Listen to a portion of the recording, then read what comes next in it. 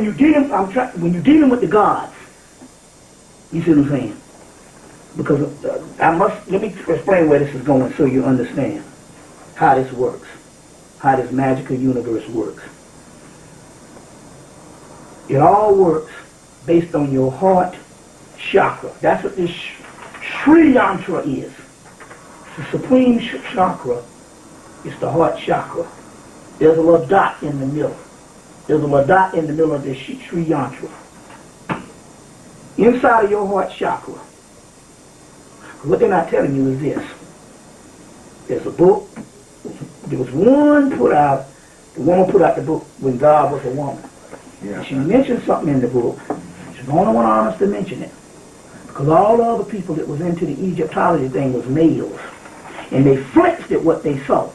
So they couldn't bear to mention it.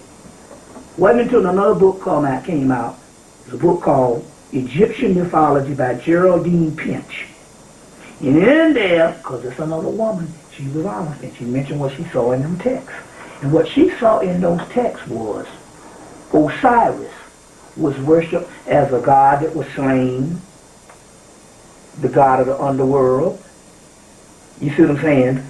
They gave all the characteristics. And the other thing, he was worshipped as a mother goddess. That's the part that the other Egyptologists couldn't put up in there. We're going higher up into this mystery shit.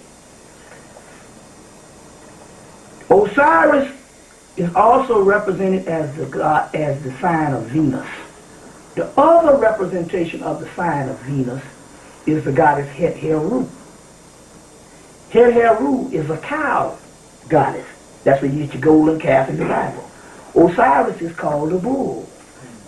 Why is it that Osiris is represented by Venus and Het-Heru? Because Osiris is nothing but the masculine side of Het-Heru. Osiris and Het-Heru is the same. Now, in the heart chakra, this has all got to do with magic. You want the gateways open for you. In your heart chakra, the reason why most people can't get it out here because this knowledge resonates on the root chakra.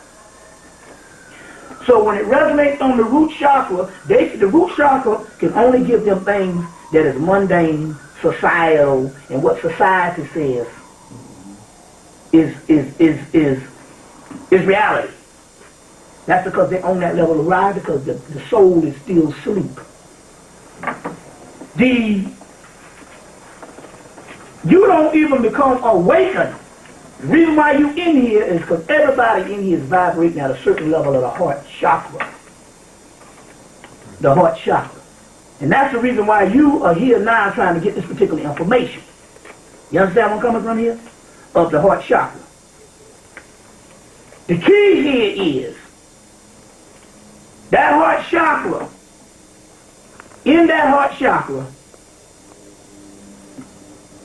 there's an intelligence. And that intelligence, that you call that intelligence, decide on whether you go on up to the pineal area or whether you stay resonating. So so the first thing here is you're already awakened to the point that you're not like everybody else out here that's dead.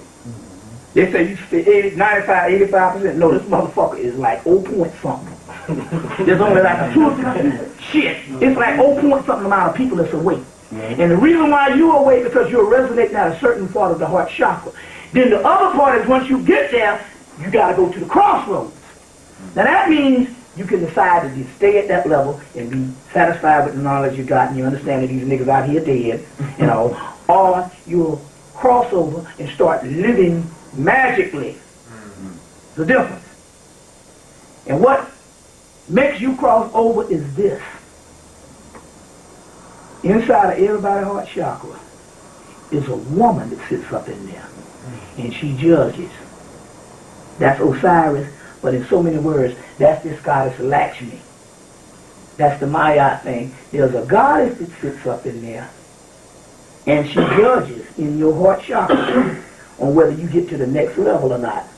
So, so what you have to do to get to the next level here is you have to neutralize all forms of the ego that suggest that you are somebody, that you exist. Only thing exists is your soul. And a series of events that get you to know what your soul is. And the rest of the shit is an illusion. That's why you can't take nothing with you to get to the next level.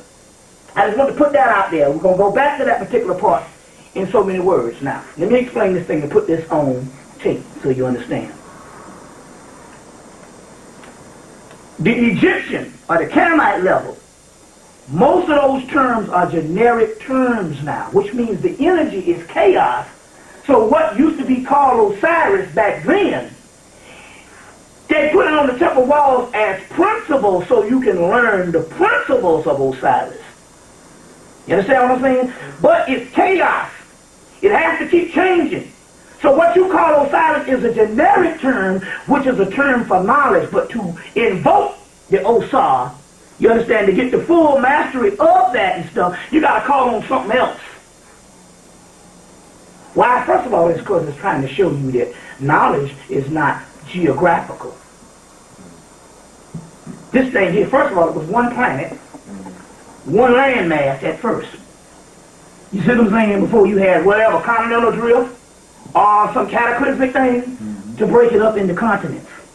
You understand what I'm saying? So when the Native Americans, which was black people up in the Montauk Indians, say that we got that the first place where man stood up was Montauk, Long Island, they're telling the truth.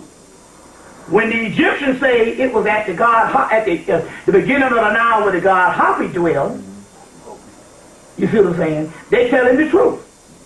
You see what I'm saying? When the East Indians say Shambhala, they telling the truth. They're all telling the truth because it was all one landmass and one people. And you can't conceptualize it based on geographical location. It's one landmass and one planet. You understand where I'm coming from here? Now, in this particular aspect, those terminologies, so what happens is this with these things. They're intelligence, they're formulas, but they're living entities. And they all exist, we're talking about the spirit world, based on when you invoke them.